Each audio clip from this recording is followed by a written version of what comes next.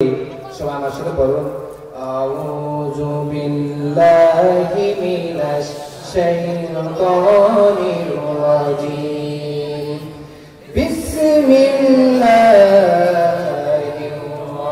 রাহমানির রাহিম ওয়াল আসরি ইন্নাল ইনসানা লাফি খুসর إلا الذين آمنوا وعملوا الصالحات وتواصوا بالحق وتواصوا بالصبر. الله أكبر. আল্লাহ রাব্বুল আলামিন আসরের প্রথমে যে ওয়া বলেছেন এই ওয়াকে আরবি গ্রামার অনুযায়ী ওয়ায়ে কসমিয়া বলা হয়। কি বলা হয়? যে ওয়াও দ্বারা কসম করা হয়, যে ওয়াও দ্বারা শপথ করা হয়, ওই ওয়াওকে ওয়ায়ে কসমিয়া বলা হয়। বন্ধুরা আমার, এই ওয়াও দ্বারা আল্লাহ রাব্বুল আলামিন শপথ করছেন।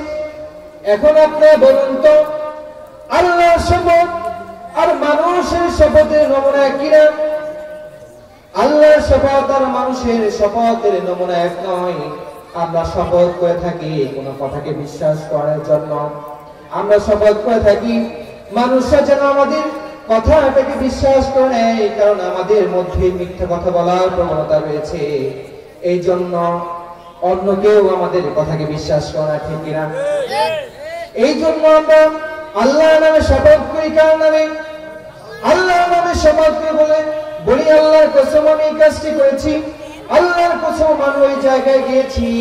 আমরা শপথ করে থাকি আমাদের কথাকে বিশ্বাস করার জন্য। এখন প্রশ্ন হলো, হুজুর তাহলে আল্লাহ রাব্বুল আলামিন কেন এখানে কসম করলেন? তার কসম করার কারণ কি?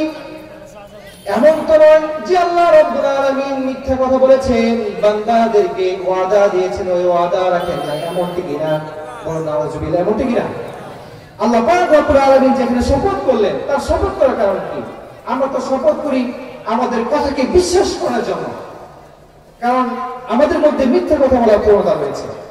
এখন আল্লাহ কেন এখানে শপথ করলেন? এখানে একটা প্রশ্ন জাগলো আমাদের মধ্যে। বন্ধুরা আমার, আল্লাহ রাব্বুল আলামিন এখানে শপথ করার কারণ হলো তিনি পবিত্র কোরআনুল কারীমে যে বিষয়ে শপথ করেছেন, ওই বিষয়গুলো ওই জিনিসগুলো বান্দার কাছে গুরুত্ব বোঝানোর জন্য শপথ করেছে। তাহলে আমাদের শপথ হলো বিশ্বাস করার জন্য, আর আল্লাহর শপথ হলো গুরুত্ব বোঝানোর জন্য। বুঝতে পেরেছেন? আচ্ছা বন্ধুরা আমার, আল্লাহ রাব্বুল আলামিন বলছেন ওয়াল্লাস, এই আসর নিয়ে মুফাসসির কিরামদের অভিমত রয়েছে। কিছু সংখ্যক মুফাসসির কিরামগণ বলছেন আসর দ্বারা আল্লাহ রাব্বুল আলামিন ইয়াউমুস সাআহ, কিয়ামত দিবসে শপথ করেছেন। আবার কোন কোন মুফাসসির কিরামগণ বলছেন না, আসর দ্বারা আল্লাহ রাব্বুল আলামিন ওয়াক্তুল আসরের শপথ করেছেন। আবার কেউ কেউ বলছেন না, এই আসর দ্বারা আল্লাহ পাক রব্বুল আলামিন আদ-দাহার যুগের শপথ করেছেন। এখন যে সকল মুফাসসির কিরামগণ বলছেন আসর দ্বারা আল্লাহ পাক রব্বুল আলামিন ওয়াক্তুল আসরের শপথ করেছেন, তাদের ব্যাখ্যা হলো